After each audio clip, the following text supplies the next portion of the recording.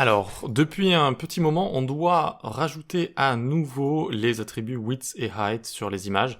Ça permet d'éviter d'avoir des cumulative layout shifts, c'est-à-dire des moments, des changements brusques de l'interface, voilà, comme j'ai écrit ici, quand une image a fini de charger. Quand, vous savez, on charge une image, parfois, il n'y a pas de contenu, et puis tout d'un coup, boum, il va y avoir un grand changement de contenu alors qu'on est en train de lire du texte ou qu'on vient de commencer à lire du texte. Et en fait, ça fait partie des éléments que notamment Google cherche à améliorer. Donc vous savez, avec toutes les nouvelles mesures qui ont été prises au niveau des performances d'une page, etc. Eh bien le Cumulative Layout Shift, ça fait partie de tout ça. Et donc pour y arriver, c'est assez simple, il faut rajouter les dimensions de l'image à width et height, et il va y avoir un mécanisme qui va fonctionner et qui permet de créer un placeholder comme ça, et qui va réduire grandement le Cumulative Layout Shift.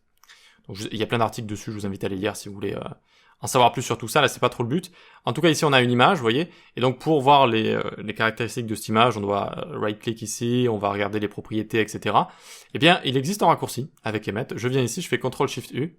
Hop. Et vous voyez que ça me rajoute directement width et height avec les valeurs de l'image. Ce sont les bonnes valeurs en pixels, là, de notre image.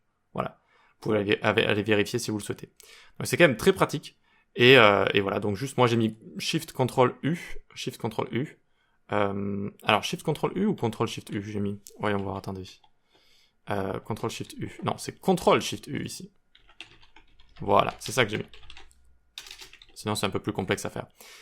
Donc voilà une petite astuce pratique qui permet de gérer ce cas de figure qui est de nouveau important en termes de performance et du UX, je dirais plutôt, du UX.